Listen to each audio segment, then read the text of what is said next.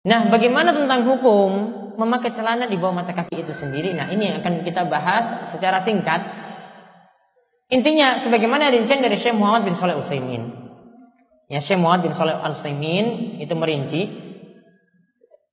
Silakan dilihat di halaman 34 dan seterusnya. Bahwasanya memakai celana di bawah mata kaki itu bisa dirinci menjadi dua. Yang pertama, memakainya dengan sombong, menjulurkan celana di bawah mata kaki dengan sombong. Ya, jadi dia tidak tawadhu dalam berpakaian.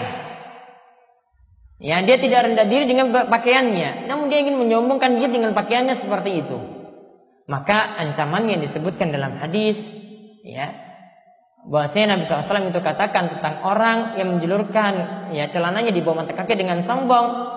Dikatakan oleh Nabi SAW, la yanzurullahu ila man jarra saubahu khuyala, yaitu Allah tidak mau melihat kepada orang yang menjulurkan celananya di bawah mata kakinya dengan sombong.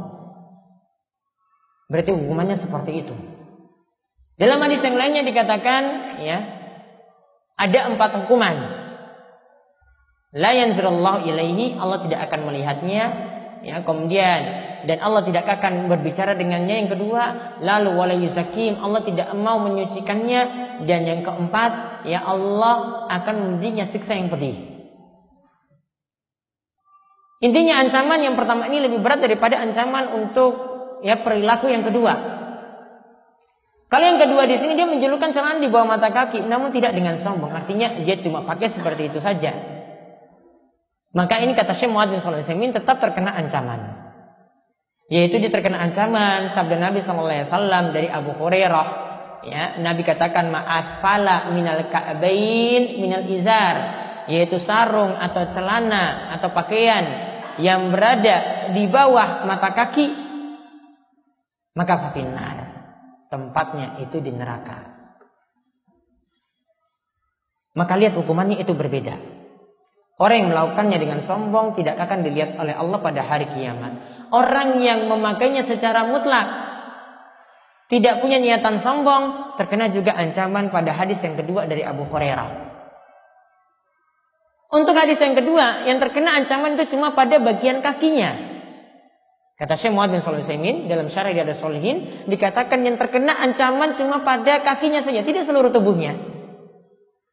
Dan ini memungkinkan juga untuk perbuatan-perbuatan yang lainnya, boleh saja siksaan itu cuma mengena pada sebagian tubuh. Cuma terkena pada sebagian tubuh saja. Seperti misalnya Nabi SAW ketika melihat ada orang yang tumitnya itu tidak terbasah dengan air wudu. Nabi SAW katakan, wailul lil aqabi minan nar, celakalah tumit-tumit yang tidak terbasuh wudu, diancam dengan api neraka. Cuma bagian tumitnya yang terancam. Ya, cuma bagian tumitnya saja yang terancam, tidak seluruh tubuhnya. Sedangkan kalau keadaan yang pertama, menjulurkan celana di bawah mata kaki dengan sombong, maka keadaannya lebih berat, hukumannya lebih berat. Karena apa? Dikatakan ini siksaannya, ya, walahum adzabun alim. Dalam satu riwayat dikatakan dia mendapatkan siksa yang pedih, artinya pada seluruh tubuh. Bukan pada sebagiannya saja, bukan pada kakinya saja. Jadi dua hukumannya ini sudah berbeda, keadaannya juga berbeda. Sehingga kita katakan bahwasanya kalau memakainya dengan sombong hukumannya sendiri, kalau tetap memakai celana tersebut juga tanpa sombong niatannya, maka hukumannya juga ada. Jadi dua-duanya intinya terkena dosa. Dan ada sebagian orang itu berdalil dengan apa yang dilakukan oleh Abu Bakar. Yaitu dapat lihat hadisnya di halaman paling bawah dari halaman 37. Yaitu disebutkan hadis Nabi SAW, menjara sawbahu khuyala lam yanzilillahu ilaihi yaumil qiyamah. Siapa yang menjulurkan celananya di bawah mata kaki, maka Allah tidak akan melihatnya pada hari kiamat. Kalau dia melakukannya dengan sombong. Maka ketika itu Abu Bakar itu mengatakan kepada Nabi SAW, ya, inna ahada shiqqa sawbi yastarfi. Wahai Rasulullah,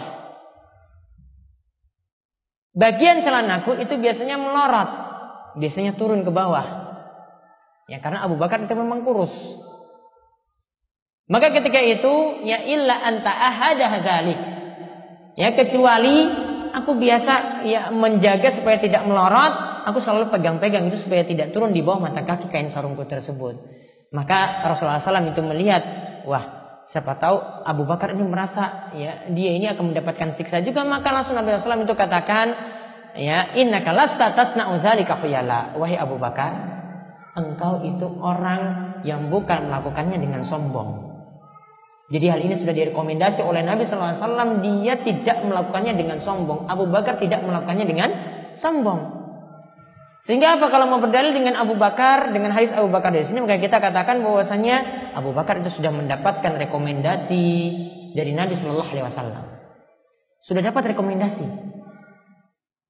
Kalau ada rekomendasi seperti itu dari Nabi, Nabi katakan kamu tidak melakukannya dengan sombong, maka orang lain kalau melakukannya seperti itu juga harus dapat rekomendasi dari Rasulullah SAW.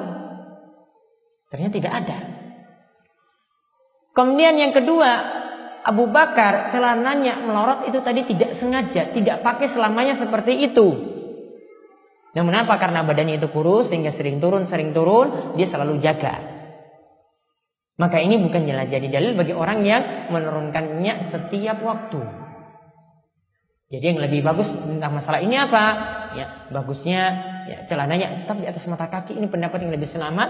Walaupun ada pendapat yang berbeda dalam masalah ini, pendapat ini lebih memahami hadis secara tekstual. Ya, tanpa ditakwilkan, ditafsirkan dengan pemahaman-pemahaman yang lainnya. Kalau kita memahami dalil, pahamilah seperti itu. Pahami secara tekstual. Jangan ditakwil-takwil, ya, kecuali kalau ada pemaling untuk menafsirkan dengan tafsiran yang lainnya. Sedangkan kalau kita tafsirkan tadi dengan hadis-hadis yang ada, hukuman bagi orang yang sombong dengan yang tidak sombong itu berbeda.